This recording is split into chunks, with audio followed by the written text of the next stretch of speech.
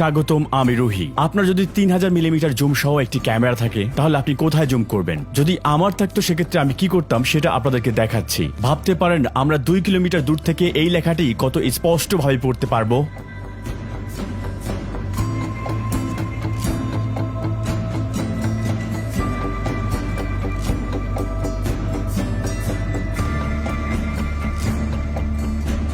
চার 4.5 কিলোমিটার অথবা 2.8 মাইল দূর থেকে আমরা কতটা স্পষ্টভাবে দেখতে পারি।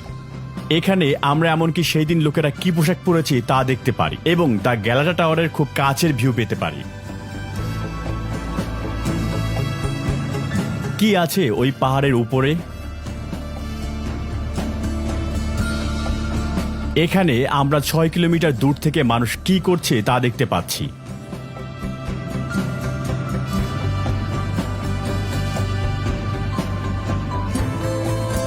আমরা কি এক মহাদেশ থেকে অন্য মহাদেশে ঘটে থাকা জিনিসগুলো দেখতে পারি? এই ভিডিওতে আপনি এশিয়ান দিক থেকে ইস্তাম্বুলের ইউরোপীয় দিকটি দেখতে পাবেন।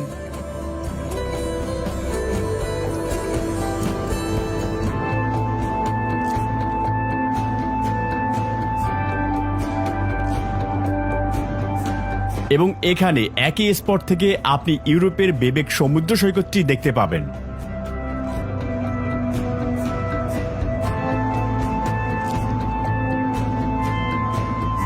আমরা এই ভিডিওতে বিভিন্ন গ্রহ আপনাদেরকে জুম করে দেখাবো।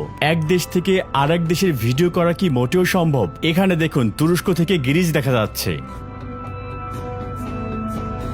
ভালোভাবে দেখুন, আমরা এখান থেকে ঘরের জানালা, বারান্দা, বেগুনি ফুল এবং নৌকাও দেখতে পাচ্ছি। কেমন হবে যদি এক শহর থেকে আরেক শহর স্পষ্টভাবে দেখা যায়? আমরা এখন ইস্তাম্বুলের একটি দ্বীপে রয়েছি এবং আমাদের ক্যামেরা অন্য একটি শহর ইয়ালোবের দিকে তাক করা রয়েছে।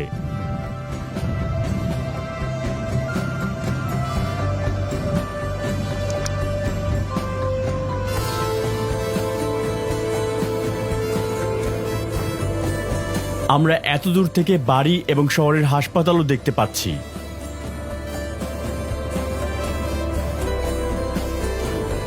পৃথিবীর আকার গোলাকার হওয়ার কারণে নির্দিষ্ট দূরত্বের পরে আর দেখা সম্ভব হয় না। তাহলে প্রশ্ন হচ্ছে, স্পষ্টভাবে আমরা কত দূর পর্যন্ত দেখতে পারি? এই ভিডিওতে আমরা এক দ্বীপ থেকে পুরো উপসাগর পাড়ি দিয়ে ইয়ালোবার আর্মটুল জেলার বিদ্যুৎ কেন্দ্রগুলো পর্যবেক্ষণ করেছি, যা প্রায় 38 কিলোমিটার দূরে রয়েছে।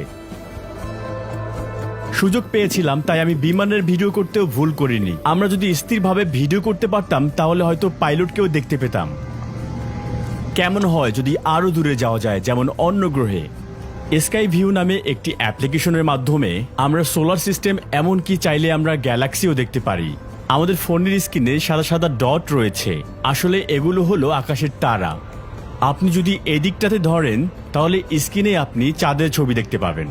দেখুন, চাঁদটি ঠিক একই জায়গায় রয়েছে। আপনি যদি ওই দিকে দেখেন তাহলে আপনি দেখতে পাবেন জুপিটার দেখা যাচ্ছে। আপনি যদি গভীরভাবে দেখেন তাহলে আপনি দেখতে পাবেন বিবর্ণ হলুদ বর্ণের কিছু একটা, আর এটাই হলো জুপিটার। এখানে আর কি কি আছে?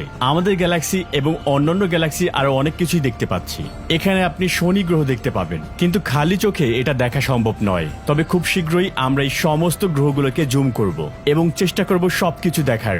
মঙ্গল গ্রহকে বলা হয় লাল গ্রহ, কারণ এর পৃষ্ঠে চারপাশে আয়রন অক্সাইড রয়েছে। এই গ্রহের ঋতুগুলোর সাথে আমাদের পৃথিবীর অনেক বেশি মিল রয়েছে। আমরা এখন 55 কিলোমিটার দূর থেকে এটাকে দেখছি। চলুন এবার সৌরজগতের দৈত্য বৃহস্পতি গ্রহকে দেখা যাক। এটা এতটাই বড় যে এটা প্রায় 1320টি পৃথিবীর সমান। আমরা দেখতে পাচ্ছি 4টি স্যাটেলাইট প্রদক্ষিণ করছে। আপনি বৃহস্পতির যে পৃষ্ঠতল দেখছেন এটি কিন্তু সলিড নয়। কেউ কেউ এটিকে বলে থাকেন গ্যাসের দৈত্য।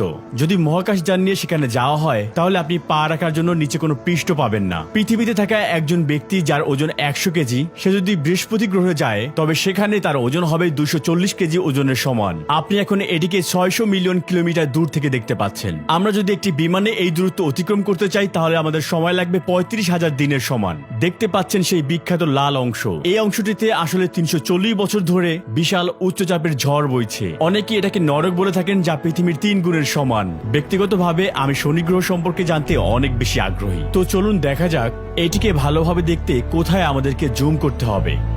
এই তো শনি গ্রহ, চলুন এটার দিকে তাক করি, দেখা যাক।